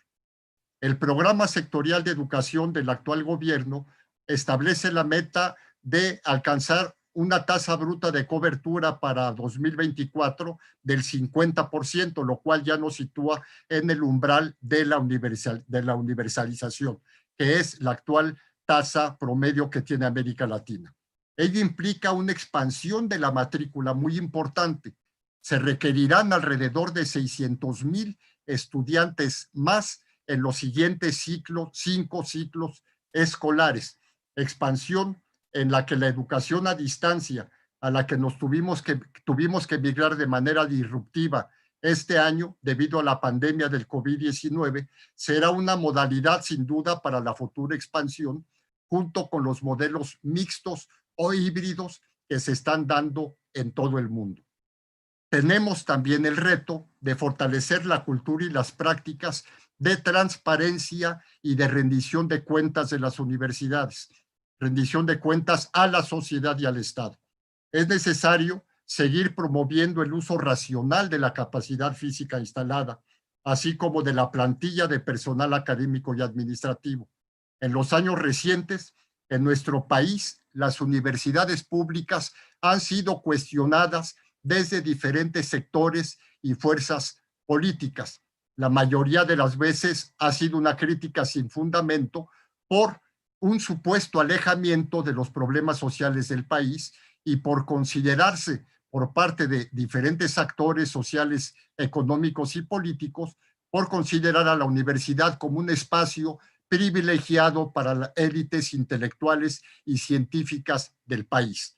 Cabe señalar que actualmente las universidades públicas han formulado programas de austeridad y de disciplina financiera y han sido las instituciones más evaluadas y auditadas y son, hay que decirlo y reconocerlo, de las instituciones que tienen mayor aceptación por parte de la sociedad. Bueno, tenemos también otro reto. Actualmente, más de una docena de universidades públicas enfrentan una situación de déficit financiero que se manifiesta al cierre de cada ejercicio fiscal. En años anteriores se han negociado recursos extraordinarios cuya asignación cuyos recursos han estado sujetos al establecimiento de compromisos puntuales de las universidades para una reorganización interna que atienda las causas de su déficit. Ya estamos entrando al último mes del año, el día de mañana, y como años anteriores, las universidades correspondientes pues están tocando puertas, están negociando con la federación y con sus gobiernos estatales recursos para pagar salarios y prestaciones a sus trabajadores. Muchas universidades no tienen para pagar aguinaldo a los trabajadores cuando terminan el ejercicio fiscal. Otro reto ligado con este último, desde hace 2 años hay un grupo de trabajo entre la NUYES, una asociación de contralores de las universidades y la Secretaría de Educación Pública a través de la Dirección General de Educación Superior Universitaria Intercultural de la Subsecretaría de Educación Cultural, en donde se viene realizando un análisis específico de las causas del déficit de diversas universidades públicas en el país y se detectan pues, los grandes retos y los grandes problemas que se tienen que resolver. Primero, el sistema de pensiones a cargo de las universidades, que resulta insostenible. Segundo, el no reconocimiento por parte de las autoridades hacendarias y de la Secretaría de Educación Pública de la plantilla real con que cuentan las universidades. Las universidades otorgan prestaciones que han pactado en años anteriores con los sindicatos y son prestaciones que exceden el modelo que reconoce la Secretaría de Hacienda. Las universidades tienen también diversos adeudos con instituciones de seguridad social y con la Secretaría de Hacienda, con el sistema de administración tributaria, adeudos que se van acumulando año con año. Entonces, este es un problema que ya está siendo enfrentado, se está enfrentando y se están buscando distintas vías de solución de acuerdo a las condiciones de cada universidad. Se tiene dentro de esto el reto de establecer y mejorar las condiciones laborales, establecer condiciones laborales dignas para los trabajadores académicos y administrativos en todas las instituciones públicas de educación superior. La inequidad en estas condiciones es brutal en nuestro país. Lo que gana un profesor de carrera y lo que gana un profesor de asignatura por hora, la distancia que hay entre los sueldos del personal académico y administrativo, la situación laboral de académicos en universidades y en otro tipo de instituciones. Es decir, esto es algo que tiene que ser afrontado con la mayor urgencia. Otro reto es que los gobiernos estatales se comprometan con los compromisos de financiamiento que están establecidos en los convenios de apoyo financiero. Hemos tenido casos como un gobierno estatal en una de nuestras entidades federativas que, bueno, que actualmente está detenido, está encarcelado el exgobernador por defraudación y le adeudó a la universidad, bueno, miles de millones de pesos. O sea, una situación muy preocupante que no es el único gobernador que ha incumplido con sus compromisos y por lo tanto tiene que establecerse una forma para que los gobernadores cumplan con los compromisos. Se planteó para este año celebrar una Convención Nacional de Educación Superior con gobernadores, con legisladores, con rectores, con autoridades de la Secretaría de Educación Pública, autoridades hacendarias. Lamentablemente la pandemia impidió su realización, pero es una convención que seguramente se realizará el año entrante para poder modificar el pacto existente en no solamente en materia de financiamiento, sino para poder lograr una transformación profunda de las instituciones de educación superior. Por supuesto, todo ello implica una reforma fiscal, que posibilite que el Estado cuente con más recursos públicos. La reforma no ha formado parte, si seguimos poniendo los siguientes retos, esta reforma no ha formado parte hasta ahora de la agenda de transformación de la actual administración, pero diversas voces reclaman que no se tiene que seguir postergando. Conclusión, hay consenso en nuestro país de que el actual esquema de financiamiento resulta insostenible. De no hacer nada, en el futuro tendremos más instituciones en situación de déficit financiero. El problema, si bien adquiere características específicas para cada uno de los subsistemas, afecta a diversas universidades públicas, sean federales o estatales, a institutos tecnológicos, a universidades tecnológicas y politécnicas, a universidades interculturales y a escuelas normales. Tal como se propone en la iniciativa de ley de educación superior que está a punto de aprobarse, después de su promulgación, seguramente se revisará a fondo la estructura organizativa de los distintos subsistemas de cara a una transformación que tendrá impactos en el financiamiento a las instituciones.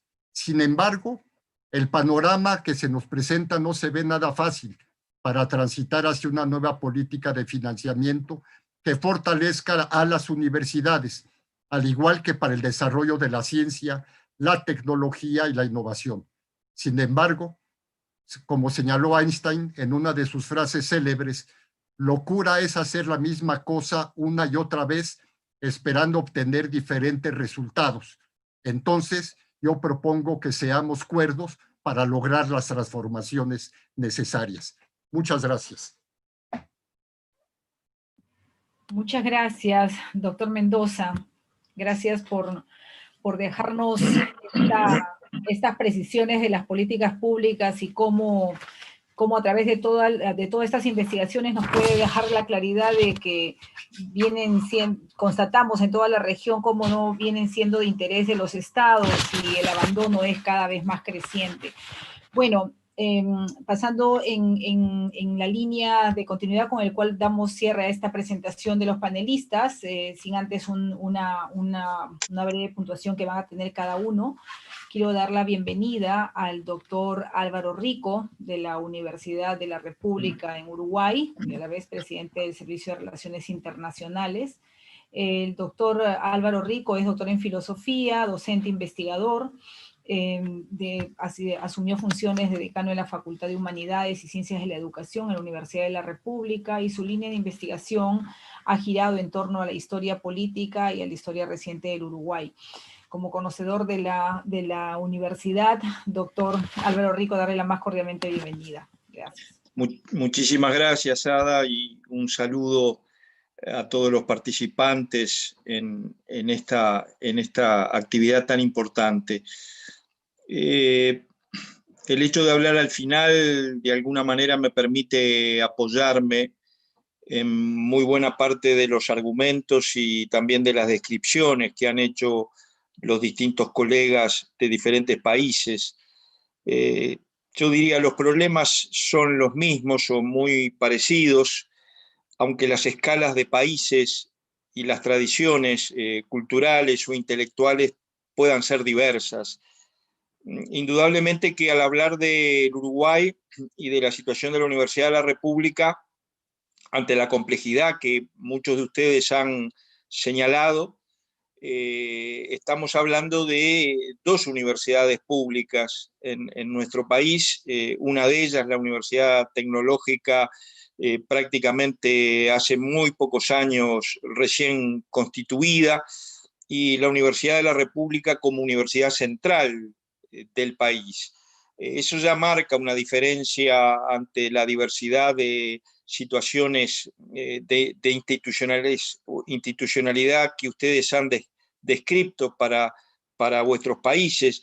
Lo mismo podría decirse con relación al universo de instituciones privadas de educación superior, que en el caso de Uruguay y de no muy larga data, digamos la más antigua tiene fecha de inauguración en 1984-85, estamos hablando de 5 universidades, 6 universidades privadas o con rango de tales.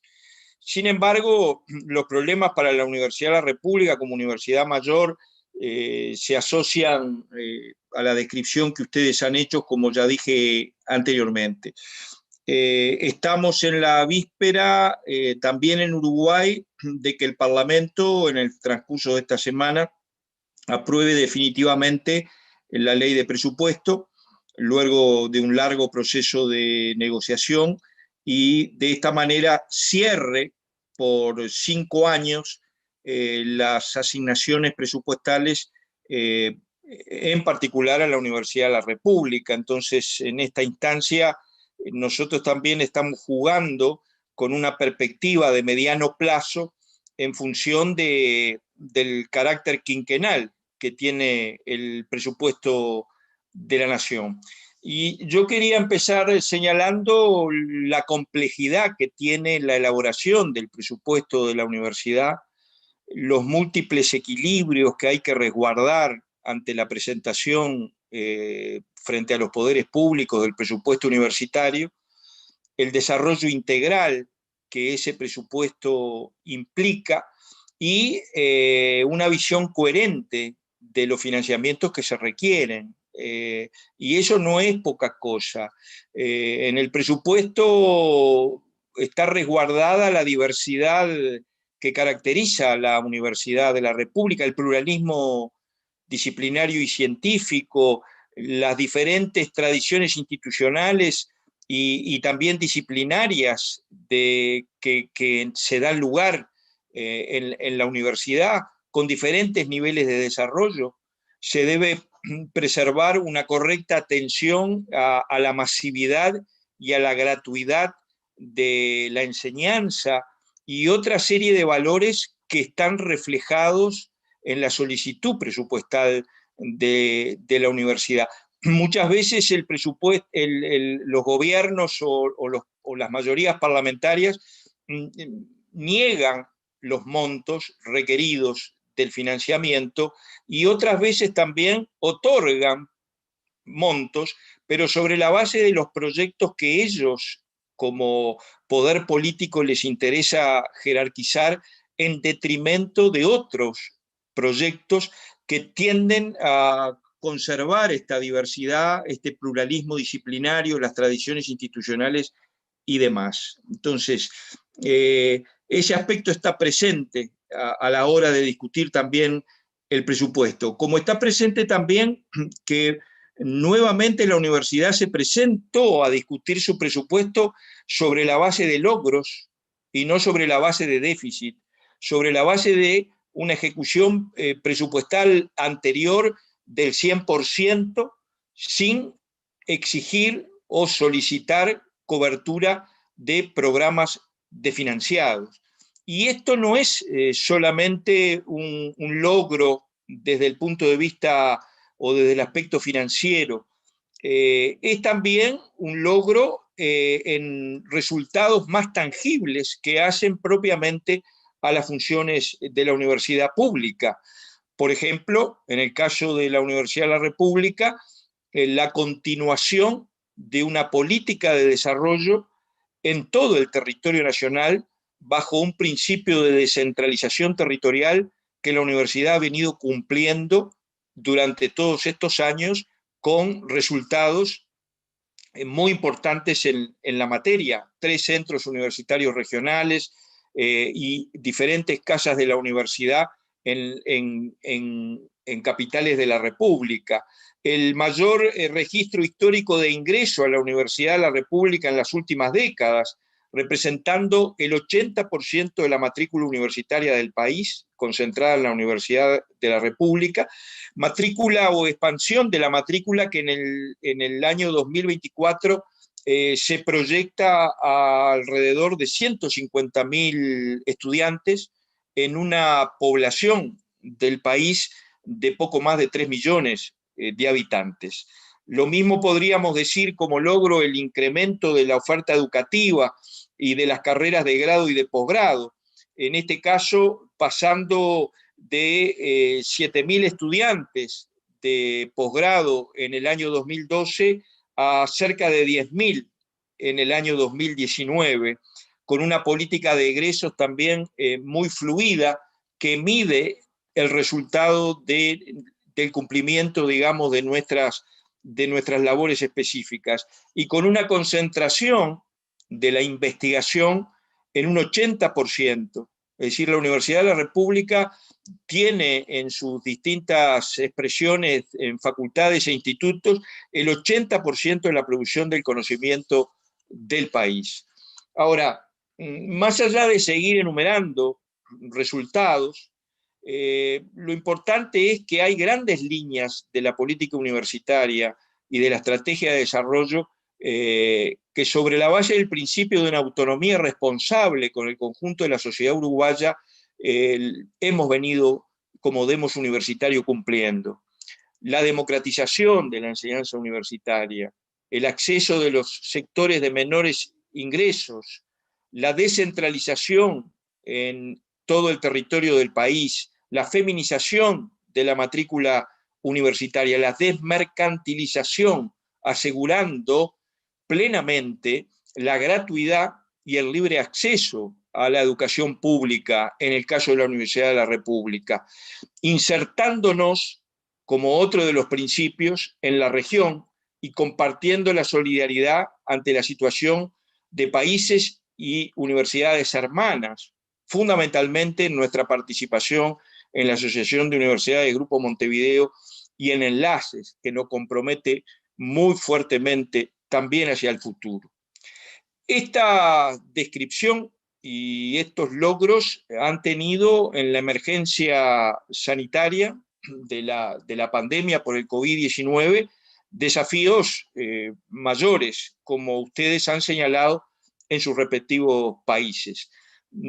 También desde el punto de vista financiero, porque se ha debido cubrir de manera urgente imprevistos o nuevas líneas de investigación o de atención social que no estaban contempladas en las asignaciones presupuestales precedentes. No obstante, también podemos mostrar en este sentido logros, el protagonismo institucional de la universidad pública y la presencia permanente de nuestros destacados científicos y del rector en los distintos medios de comunicación y en el mano a mano con la población y con sectores de trabajadores. Aportes científicos en distintos planos vinculados al tema de la pandemia, a los test diagnósticos y otros requerimientos urgentes y masivos que se han promovido en este tiempo. Hemos tenido una capacidad de reconversión de las funciones universitarias, principalmente en materia de enseñanza, migrando en el entorno del 73% de los cursos a la virtualidad, contemplando o conteniendo en esa cantidad de cursos en el entorno de 100.000 estudiantes que también han migrado a formas virtuales de acceso a la educación sin verse desafectados de la enseñanza pública. Así también podemos mostrar acciones sociales para atender la emergencia en el plano social y psicológico a través de actividades de extensión y de bienestar universitario.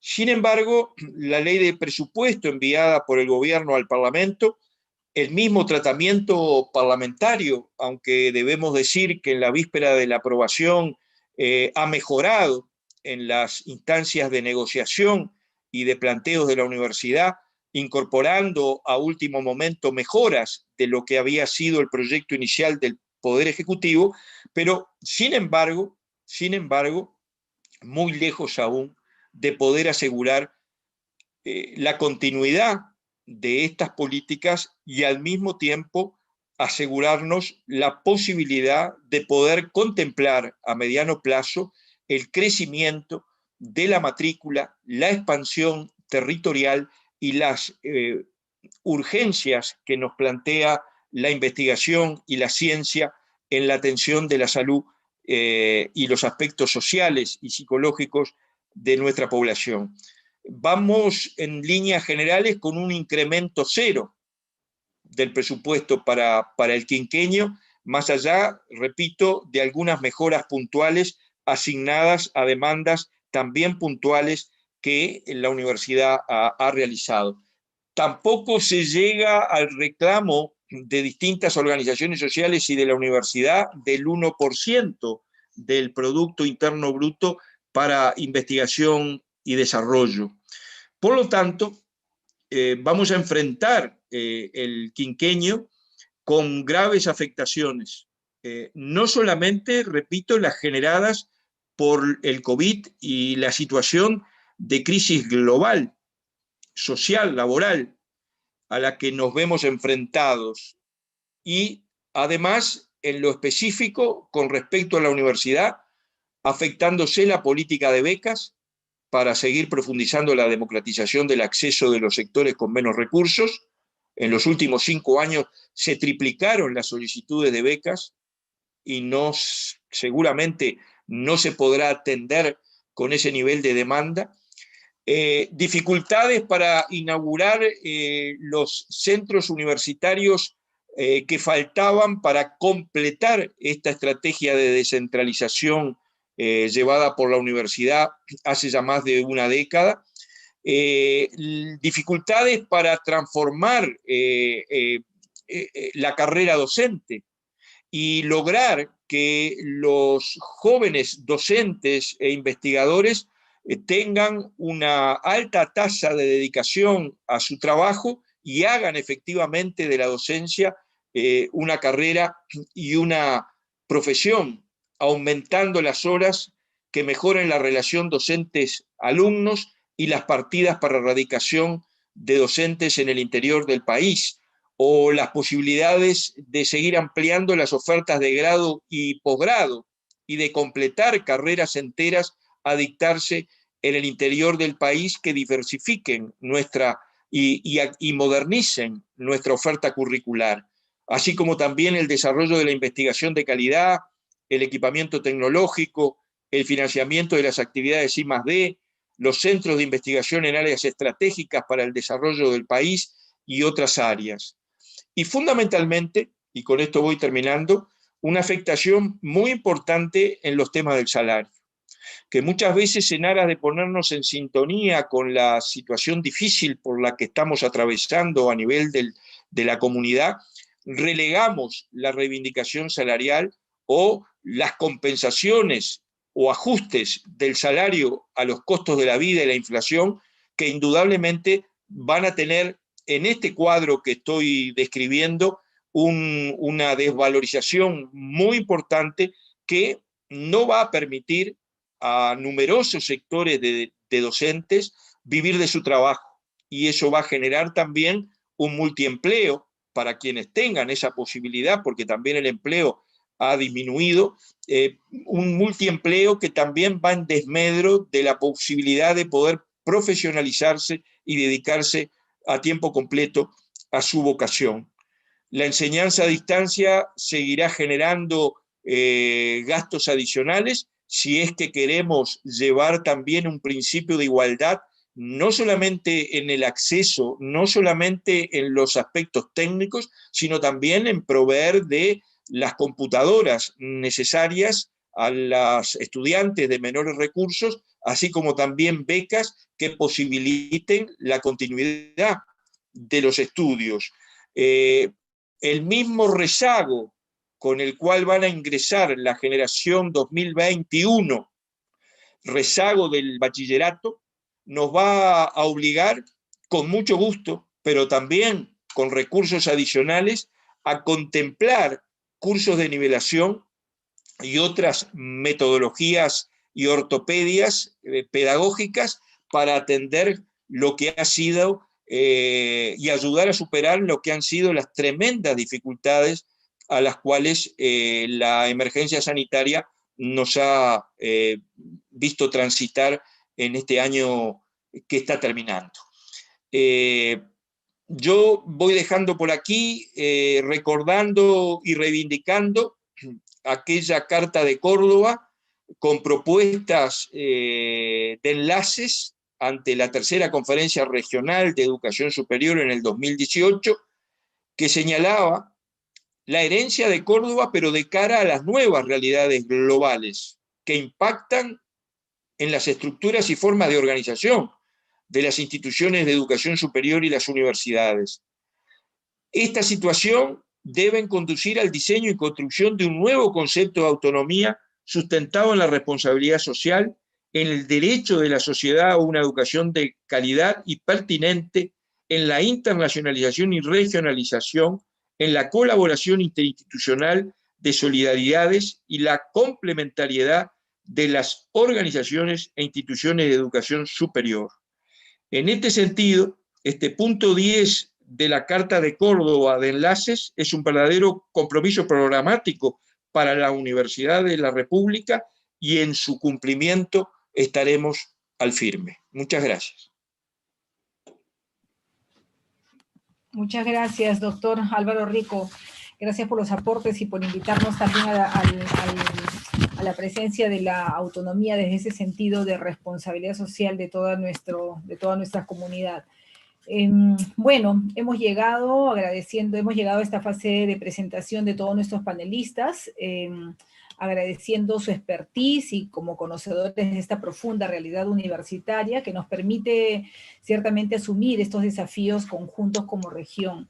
En ese sentido, invitarlos a cada uno, como parte del cierre, invitarlos a cada uno en el orden de su presentación para que en un minuto nos puedan agregar alguna consigna o propuesta que consideren para el futuro de la universidad en América Latina y el Caribe en este orden del panel.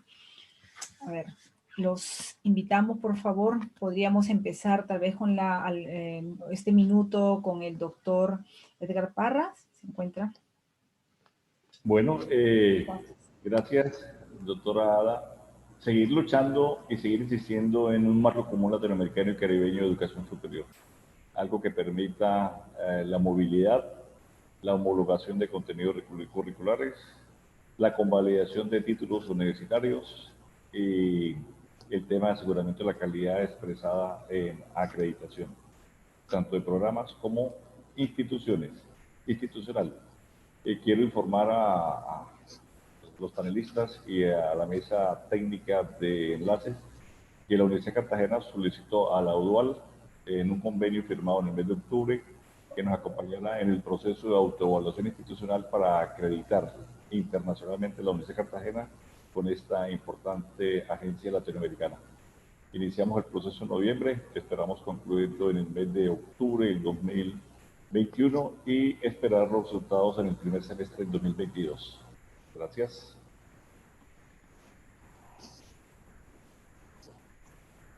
Muchas gracias, doctor Parra. El doctor Edgar Madureira, por favor. Bom, concordo com o que o professor Parra disse. Acho que colaboração, compartilhamento de conhecimentos, colaboração entre nossas instituições em todos os níveis e também essa troca de informações como tivemos aqui hoje, que percebemos claramente que as situações em diversos países é muito semelhante em relação ao subfinanciamento, aos ataques às universidades. Eu só posso dizer que juntos podemos ser mais fortes nesses enfrentamentos e compartilhar experiências exitosas nos diferentes países podem ajudar a acharmos um caminho para que a educação seja realmente um bem público e um direito social. Lembrando que nós precisamos, né, em função até da demografia dos nossos países, de andarmos muito rapidamente, sob pena de não conseguirmos fazer o desenvolvimento que os nossos países precisam para a sua para a sua soberania. Então, a minha sugestão é no sentido de colaborarmos mais e a solução, sem dúvida nenhuma, está na proximidade com a sociedade e com a política. Obrigado. Gracias, doctor. Invitamos al doctor Jairo Torres, por favor. Y seguir trabajando en estos procesos de integración latinoamericana desde la educación, que nos permita reencontrarnos y fortalecer esos vínculos de todas las universidades de América Latina y el Gran Caribe, como muy bien señaló el doctor Parra, que haga posible movilidad, intercambio, así como se ha venido hablando de una globalización económica, pues, tenemos que integrarnos en el marco de esa globalización alrededor de nuestras capacidades científicas, nuestras capacidades de conocimiento. Yo creo que ahí tenemos un gran espacio por explorar, tenemos ahí un gran desafío para construir esa integración latinoamericana desde nuestras universidades, hacer la mayor sinergia posible. Esa también es la forma de construir un pensamiento universitario que tenga coincidencias alrededor de los temas que hoy en este panel hemos tratado. Yo creo que ahí hay grandes desafíos, ahí hay una gran apuesta y dependerá de nuestras voluntades y de nuestro liderazgo para que eso se haga posible. Realmente agradecido por haber compartido con cada uno de ustedes estas experiencias y estas visiones y espero que nos vamos a encontrar en nuevos escenarios. Muchas gracias. Gracias a usted, doctor. El doctor Javier Mendoza, por favor. Gracias. Sí, muchas gracias. Bueno, yo creo que me encantó el panel. Yo creo que hemos aprendido mutuamente mucho de cada uno de los países sobre los cuales hicimos nuestras referencias. El tema del espacio común es fundamental. En México, ahorita en la nueva ley se está planteando establecer un espacio común de educación superior en México, que no existe. O sea, porque funcionamos como compartimentos estancos. Cada subsistema, cada institución es más que un sistema de educación superior, es un sistema feudal el que tenemos. Entonces, la construcción de un espacio común y que sea latinoamericano, ya hay pasos importantes en esa dirección, es muy importante fortalecerlo. Lo que señalaba el colega de Uruguay, Álvaro Rico, es muy importante el tema de la responsabilidad social de las universidades. En México, como en otros países, este tema de responsabilidad social se está trabajando de manera muy importante. Justamente ante la pandemia, las universidades han mostrado su gran capacidad para poder colaborar con la sociedad en múltiples acciones. Tema espacio común, responsabilidad social. La educación superior como derecho humano está escrito, están en la CRES, está en las conferencias internacionales, pero hay que hacerlo efectivo. Y hay un tema que yo creo que se deriva de esta discusión, que es la sostenibilidad de nuestras instituciones. No basta con crear una institución, con crear una universidad, sino que tienen que definirse políticas que le den vida a largo plazo, con calidad, con pertinencia, para que no se reproduzca lo que estamos viviendo en la actualidad. Es todo, muchas gracias, fue un placer estar con ustedes. Muchas gracias, doctor Mendoza. Y finalmente con el doctor Álvaro Rico para hacer las palabras de cierre. Gracias. Muchas gracias, Ada, a ti y a los demás compañeros por compartir este panel y este intercambio. Y yo iba también en sintonía a señalar la importancia de la integración y la cooperación regional entre nuestras universidades, la solidaridad entre nuestros pueblos y la defensa de la autonomía en el marco latinoamericano y caribeño, afianzando en ese proceso la educación superior como derecho humano y bien público y reforzando en ese proceso el papel de organizaciones como AUGM y Enlaces y sus alianzas con otras redes académicas y organizaciones hermanas en la búsqueda de estos objetivos tan importantes. Muchas gracias. Una vez más, muchísimas gracias a todos ustedes. Agradecer precisamente todos los tremendos retos que nos queda para el continente, y concordante precisamente con la justificación que Enlaces plantea para esta campaña continental por la defensa de la universidad y de la ciencia. Hemos podido constatar a través de todas las disertaciones cómo es que en esta crisis económica que viene siendo acelerada de acuerdo a todos estos contextos que se vive, se ha fortalecido fundamentalmente la mercantilización de la educación, con este impulso de políticas globales, que bien lo han descrito ustedes, al mismo tiempo de incrementar estos sectores que niegan el pensamiento científico, y vemos atentados contra la libertad de pensamiento y la libertad de expresión. Intervenciones que vemos y podemos constatar cómo se vulnera la autonomía de las universidades en nombre de la calidad. En este contexto es que nosotros nos encontramos pues afectados también en un proceso creciente de deslegitimización de las universidades, ocultándose por sí este abandono creciente de la responsabilidad fundamental del garante de este derecho fundamental que es el Estado, frente a un derecho humano universal y, como bien lo han referido, además un derecho humano estratégico para el desarrollo de las naciones.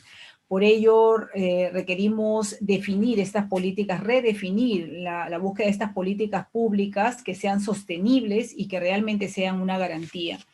Por eso agradecer este espacio que Enlaces desarrolla a lo largo de todas las experiencias de nuestra región, agradecer estos desafiantes tareas que nos dejan nuestros panelistas para que podamos aportar y reivindicar con nuestros estados.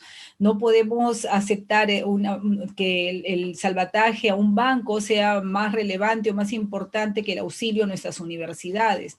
No podemos dejar que el Estado atienda a un estudiante como si fuera un cliente o como un sujeto lejos de derechos, ¿no? que está obligado a proteger y garantizar para la continuidad de su formación. Esperamos que las búsquedas de fórmulas y de respuestas por todo lo que se ha expuesto y por todo lo que se ha sustentado en este distinguido panel, esperaríamos que las fórmulas más lejanas y las que menos se pudieran aproximar en nuestros países sean fórmulas que culminen con préstamos a nuestros estudiantes, donde sus sueños terminen con las deudas bancarias. Queremos realmente que se garantice el funcionamiento de las universidades con las plataformas que se requiere y con estas garantías de inclusión. Exigimos pues el cumplimiento, creo que ustedes lo grafican y lo describen desde la perspectiva y desde la proyección en cifras de cada uno de nuestros países, la exigencia al cumplimiento de este derecho fundamental de la educación superior, la educación universitaria como un bien público, y que podamos ser veedores y exigir estos compromisos que se han suscrito desde la CRES, los objetivos del desarrollo sostenible en su cuarto objetivo y los compromisos que se han asumido desde Incheon al 2030, como así lo demandan. Entonces, agradecer esta sensibilidad y este compromiso, agradecer de manera especial a Enlaces por una vez más, y de manera especial a Álvaro Maglia por su incansable compromiso en esta campaña de la defensa de la universidad y la ciencia del continente. Por todo ello, nuevamente un saludo desde el Perú y agradecer el compromiso y la presencia de todos ustedes. Muchísimas gracias. Muchas gracias. Muchas gracias. Gracias, encantada. Que estén muy bien. Por habernos enriquecido tanto en este espacio. Cuídense. Chao, chao. Hasta luego. Muchas gracias. Cuídense todas y todos, por favor. Muchísimas gracias.